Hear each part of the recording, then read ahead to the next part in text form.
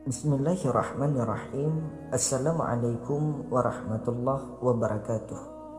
Sahabat Islami, dalam video kali ini Cerita Islami Channel One mencoba untuk mengungkap sebuah kisah tentang surah Al-Baqarah, sapi betina di zaman Nabi Musa alaihissalam.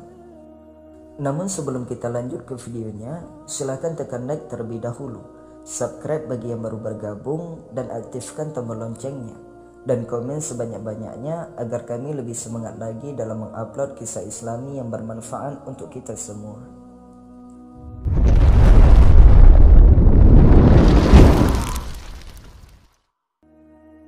Sahabat Islami, secara singkat, tersebutlah di kalangan Bani Israel seorang kaya raya. Dia mempunyai saudara sepupu yang fakir, tidak ada ahli waris selain dirinya. Ketika orang kaya tersebut tidak lekas mati, maka saudara sepupu ini membunuhnya agar dia dapat mewarisi hartanya. Lalu dia membawa mayat saudaranya ke desa lain, lalu melemparkan di pelataran desa. Kemudian dia berlagak hendak menuntut balas. Dia bersama orang-orang mendatangi Nabi Musa alaihissalam. Lalu mereka memohon kepada Nabi Musa alaihissalam agar berdoa kepada Allah Subhanahu wa taala supaya diberi keterangan mengenai pembunuh orang tersebut. Kemudian Nabi Musa alaihissalam memerintahkan mereka agar menyembelih sapi dengan berkata kepada mereka, "Dan ingatlah ketika Musa berkata kepada kaumnya, sesungguhnya Allah menyuruh kamu menyembelih seekor sapi betina." Mereka berkata, "Apakah kamu hendak menjadikan kami buah ejekan?" Quran Surah Al-Baqarah ayat 67. Maksudnya, apakah engkau ingin mengejek kami? Padahal kami bertanya kepadamu mengenai orang yang terbunuh, dan engkau justru memerintahkan kami agar menyembelih sapi. Lantas Nabi Musa alaihissalam menjawab, "Aku berlindung kepada Allah agar tidak termasuk orang-orang yang bodoh." Quran Surah Al-Baqarah ayat 67. Maksudnya adalah termasuk orang-orang yang mengejek kaum mukmin. Ketika orang-orang mengetahui bahwa menyembelih sapi merupakan rencana dari Allah Subhanahu wa taala, maka mereka menanyakan ciri-ciri sapi tersebut kepada Nabi Musa alaihissalam. Ternyata di balik hal tersebut ada hikmah besar, yaitu bahwa di kalangan Bani Israel terdapat orang saleh. Dia mempunyai anak laki-laki yang masih kecil dan dia mempunyai anak sapi betina.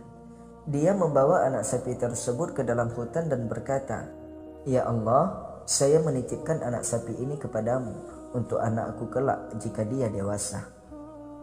Selanjutnya orang saleh ini pun meninggal dunia, sehingga anak sapi ini masih di hutan sampai bertahun-tahun. Anak sapi itu berlari setiap kali dilihat oleh orang. Ketika anak orang saleh tadi telah dewasa, dia menjadi anak yang berbakti kepada kedua orang tuanya. Dia membagi malamnya menjadi 3 bagian. Dia melaksanakan salat dalam sepertiga malam, tidur dalam sepertiga malam, dan duduk di samping ibunya dalam sepertiga malam. Di pagi hari dia mencari kayu bakar yang ditaruh di punggungnya. Lalu ia datang ke pasar untuk menjual kayunya sesuai dengan kehendak Allah Subhanahu wa taala. Kemudian dia menyedekahkan sepertiganya, memakan sepertiganya, dan memberikan kepada sang ibu sepertiganya.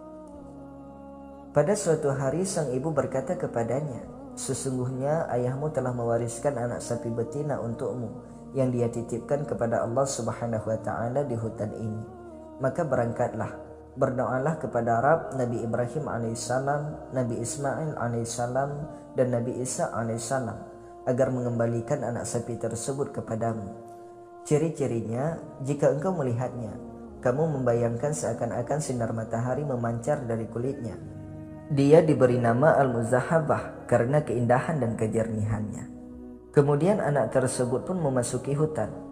Lalu dia melihat anak sapi sedang merumput. Lantas dia memanggilnya dengan mengatakan, "Saya bermaksud kepadamu dengan menyebut nama Rabb Nabi Ibrahim alaihissalam, Nabi Ismail alaihissalam, dan Nabi Isa alaihissalam." Kontan sapi itu menengok ke arahnya dan berjalan mendekatinya sehingga sapi tersebut berdiri di hadapannya. Dia lalu memegang lehernya dan menuntunnya. Dengan izin Allah Subhanahu wa taala, tiba-tiba sapi tersebut berbicara, "Wahai anak yang berbakti kepada kedua orang tua, tunggangilah aku, karena hal itu lebih meringankanmu." Anak tersebut berkata, "Sesungguhnya ibuku tidak memerintahkanku melakukan hal itu. Akan tetapi beliau berkata, peganglah lehernya. Kemudian sapi itu berkata, demi Rabb Bani Israel, jika engkau menunggangiku, niscaya kamu tidak dapat menguasaiku untuk selamanya. Ayo berangkat, sungguh jika engkau memerintahkan gunung melepaskan diri dari pangkalnya dan berjalan bersamamu, niscaya ia melakukannya lantaran baktimu kepada ibumu. Lantas pemuda tersebut berjalan bersama sapi menemui ibunya. Sang ibu berkata kepadanya, sesungguhnya engkau orang fakir, engkau tidak memiliki harta, engkau kerepotan mencari kayu bakar di siang hari dan melakukan qiyamul lail di malam hari. Oleh karena itu, pergilah jual sapi ini. Si anak bertanya, saya jual dengan harga berapa? Ibunya menjawab, 3 dinar. Engkau jangan menjual tanpa pertimbanganku. Harga sapi telah dipatok 3 dinar. Sang anak pun berangkat ke pasar. Lalu Allah Subhanahu wa ta'ala mengutus malaikat agar dia melihat makhluknya dan kekuasaannya sekaligus untuk menguji pemuda tersebut bagaimana baktinya kepada ibunya. Sungguh Allah Subhanahu wa ta'ala mengetahui hal tersebut. Sang malaikat bertanya, kamu jual sapi ini dengan harga berapa? Dia menjawab, 3 dinar, dengan catatan ibuku meridainya. Lantas malaikat berkata, saya beli 6 dinar, tetapi engkau tidak perlu meminta persetujuan ibumu. Pemuda itu kemudian berkata, seandainya engkau memberiku emas seberat sapi ini pun, saya tidak akan mengambilnya, melainkan dengan ridha ibuku. Kemudian dia membawa pulang sapi kepada ibunya, dan dia menceritakan tentang harganya. Lalu sang ibu berkata, kembali lagi, juallah dengan harga 6 dinar, berdasarkan ridha dariku. Dia pun berangkat ke pasar dan menemui malaikat. Sang malaikat bertanya, apakah engkau telah meminta persetujuan ibumu? Pemuda itu menjawab, beliau menyuruhku agar tidak mengurangi harganya dari 6 dinar, dengan catatan saya meminta persetujuan ibu. Sang malaikat berkata, saya akan memberimu 12 dinar. Pemuda itu pun menolak, lalu kembali kepada ibunya dan menceritakan hal tersebut kepadanya. Ibunya berkata, sungguh orang yang mendatangimu adalah malaikat dalam bentuk manusia untuk mengujimu. Jika dia mendatangimu lagi, katakan padanya, apakah engkau memerintahkan kami untuk menjual sapi ini ataukah tidak? Pemuda itu pun melakukan hal tersebut. Lalu malaikat berkata, kembalilah kepada ibumu dan tolong sampaikan padanya, biarkanlah sapi ini. Sungguh Nabi Musa bin Imran alaihissalam akan membelinya dari kalian untuk mengungkap korban pembunuhan seseorang di kalangan kaum Bani Israel. Janganlah engkau menjualnya kecuali dengan kepingan dinar yang memenuhi kulitnya. Oleh karena itu, tahan dulu sapi ini. Allah Subhanahu wa ta'ala memang menakdirkan orang-orang Bani Israel yang menyembelih sapi itu. Mereka terus-menerus menanyakan ciri-ciri sapi tersebut, dan ternyata ciri-ciri yang diberikan sesuai dengan ciri-ciri sapi pemuda saleh tersebut. Hal ini merupakan imbalan bagi pemuda tersebut atas baktinya kepada sang ibu sebagai anugerah dan kasih sayangnya. Akhirnya mereka pun membeli sapi tersebut dengan emas sepenuh kulit sapi. Lantas mereka menyembelih sapi tersebut kemudian memukulkan bagian dari sapi kepada korban pembunuhan sebagaimana perintah Allah Subhanahu wa ta'ala. Selanjutnya orang yang terbunuh bangkit, hidup lagi dengan izin Allah. Sedang urat lehernya masih mengalirkan darah. Lalu dia berkata, yang membunuh saya adalah fulan. Kemudian dia jatuh dan mati di tempatnya. Maka si pembunuh pun terhalang untuk mendapat harta warisan. Ringkasan kisah di atas kami ambil dari kisah Bani Israel. Disebutkan oleh Ibnu Katsir dalam tafsirnya Tafsir Al-Quran Al-Azim. Dan juga disebutkan dalam Al-Bidayah wa An-Nihayah. Ibnu Katsir rahimahullah berkata dalam kitab tafsirnya setelah membawakan berbagai versi cerita.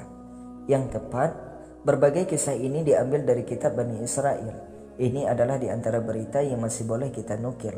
Akan tetapi kita tidak membenarkan dan tidak mendustakannya. Karenanya kita tidak bersandar padanya kecuali yang sesuai dengan kebenaran dalam syariat kita. Wallahu a'lam bishawab. Tafsir Al-Quran Al-Azim juz 1 halaman 445. Dalam Al-Bidayah wa An-Nihayah juz 3 halaman 31, Imam Ibnu Katsir rahimahullah membawakan judul bab dalam Al-Bidayah wa An-Nihayah juz 3 halaman 31. Dan dalam Al-Bidayah wa An-Nihayah disebutkan dalam juz 3 halaman 31. Sahabat Islami rahimakumullah, demikianlah uraian singkat kita pada kesempatan kali ini tentang kisah Al-Baqarah, sapi betina di zaman Nabi Musa alaihissalam.